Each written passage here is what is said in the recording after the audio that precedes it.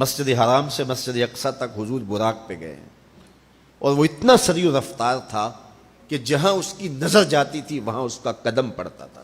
تو اس نے تو پہلا قدم اٹھایا ہوگا تو مسجد اقصی میں جا پڑا ہوگا، اور اتنی سرعت کے ساتھ وہ رفتار کے ساتھ چلتا ہے، پھر حضور اس کی پشت پہ جلوہ فراز۔ یہ 1000 کلومیٹر فی گھنٹے کی رفتار سے جہاز چلے تو کسی میں ہے ہمت کہ اس کی ننگی پشت پہ بیٹھ جائے؟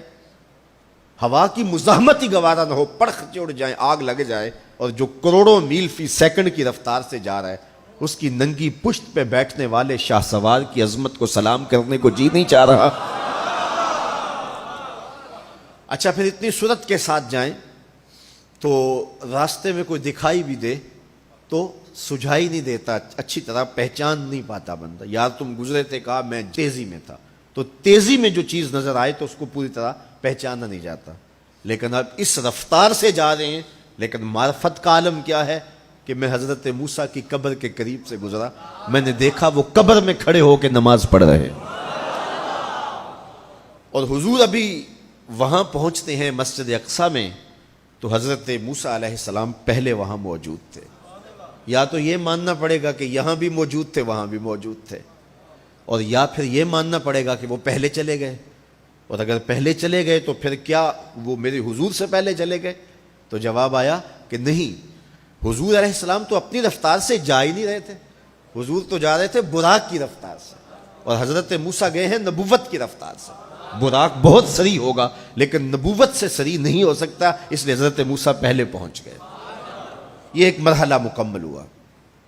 اب دوسرا مرحلہ، مسجد اقصی سے لے کے پہلے آسمان تک وہ نور کی ایک سیڑھی تھی، اور یہ براق سے بھی زیادہ سریع رفتار تھی، یہ دوسرا مرحلہ تھا۔ اور پھر تیسرا مرحلہ، پہلے آسمان سے لے کر کے 7ویں آسمان تک فرشتوں کے پروں پہ گئے، 7ویں آسمان سے سدرہ تک جبریل امین کے پروں پہ گئے۔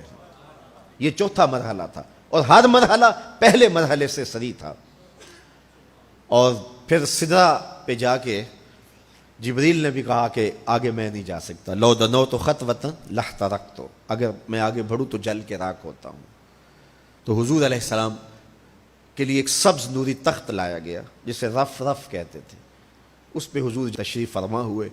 پھر وہ کس صورت سے گیا، ان 4 مراحل سے زیادہ سریع رفتار تھا۔ رف رف کی منتہائی پرواز جب ہوئی تو میں اعلیٰ حضرت کی روح سے فیض لے کے کہتا ہوں کہ رف رف کے بھی بس بس ہو گئے۔ اب یہ 5 مراحل اپنی انتہا کو پہنچے۔ اب یہ حضور کی ذاتی رفتار نہیں تھی، ذاتی رفتار اب شروع ہونے لگی ہے۔ اللہ اکبر۔ پھر آواز آئی، ادنو منی یا احمد، پیارے رک کیوں گئے ہو، آگے آؤ۔ اللہ اکبر۔ اور حضور پھر اعلیٰ حضرت فرماتے ہیں کہ ڈرتے جھجکتے آگے بڑھے، کیوں؟ جلال و ہیبت کا سامنا تھا، جمال و رحمت ابھارتے تھے، عبد تھے نا، معبود کے حضور حاضر ہو رہے تھے، تو جلال و ہیبت کا سامنا تھا، جمال و رحمت ابھارتے تھے۔ آواز آئی، محبوب آگے بڑھیے۔ حضور نے ایک قدم اٹھایا، اب پھر فاصلہ کتنا طے ہوا ایک قدم میں؟ مسجد حرام سے لے کے مسجد اقصی تک براق نے جتنا فاصلہ طے کیا، مسجد اقصی سے لے کر پہلے آسمان تک نور کی سیڑھی نے جتنا فاصلہ طے کیا، اور پہلے آسمان سے 7ویں آسمان تک، اور پھر وہاں سے سدرہ تک جبریل اور فرشتوں نے جو فاصلے طے کیے، پھر اس کے بعد رف رف جہاں تک گیا، ٹوٹل ان 5 مراحل میں جتنے فاصلے طے ہوئے، حضور کے ایک قدم اٹھنے سے اتنے فاصلے طے ہو گئے۔ اب یہ رفتار تھی میرے حضور کی۔ پھر ہر قدم میں اتنا فاصلہ طے ہوتا جتنا پیچھے ٹوٹل قدموں سمیت فاصلہ طے ہو چکا ہوتا۔ اب کوئی حساب کر کے تو دکھائے۔ اللہ اکبر۔ اور پھر آواز آتی گئی، بڑھ اے محمد، کریں ہو احمد، قریب آ سرور ممجد، نثار جاؤں وہ کیا ندا تھی، وہ کیا سما تھا، وہ کیا مزے تھے۔ 70,000 مرتبہ آواز آئی، اور حضور کے قدم اٹھتے گئے، پھر کہاں تک پہنچے؟ کوئی حد ہے ان کے عروج کی، بالا غل اولابے۔ اور اس کو میرے رب نے سفر نہیں کہا یہ ابھی میرے نبی کی سیر ہے۔ کیا سمجھو گے میرے رسول کو؟